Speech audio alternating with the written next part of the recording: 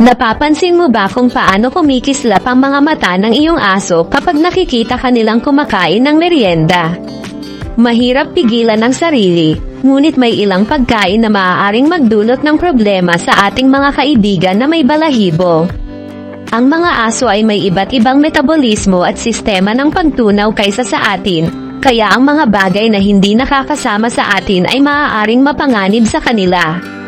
Ngayon, pag-uusapan natin ang 15 pagkain na maaaring delikado para sa mga aso kapag sobra ang kinain. Siguruhing ligtas at malusog ang ating mga alagang aso sa pamamagitan ng pag-iwas sa mga pagkain na ito. Welcome sa Mind Your Body channel.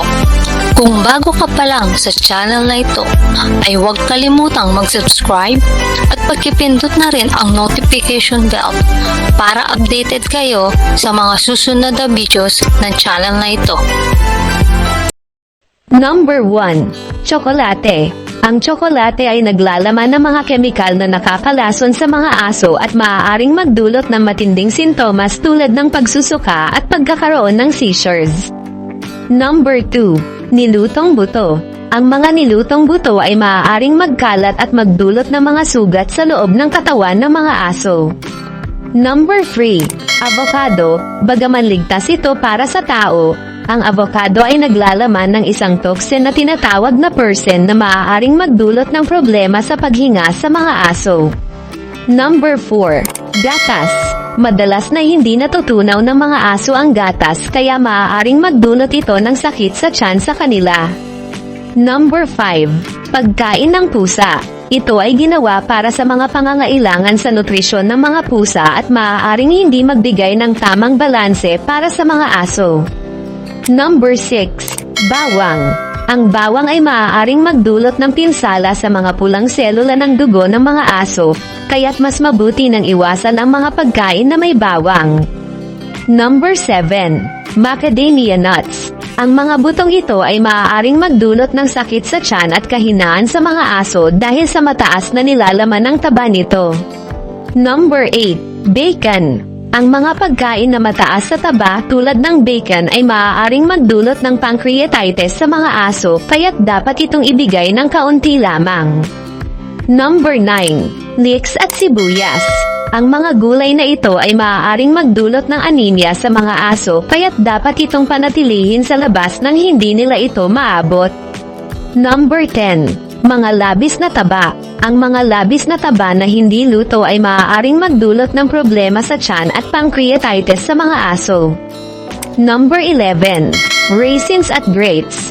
Ang mga prutas na ito ay maaaring magdulot ng pinsala sa bato sa mga aso kahit sa maliit na dami.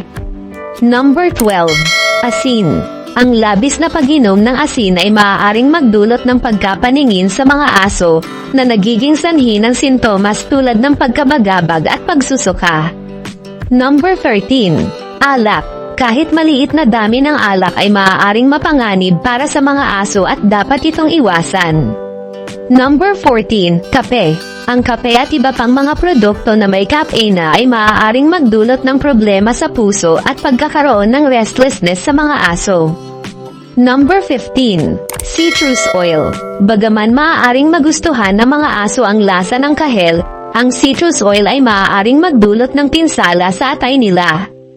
Upang panatilihin ang kaligtasan ng ating mga alagang aso, mas mabuti na sundin ang balanseng pagkain ng aso at paminsang mga pampasabog para sa kanila.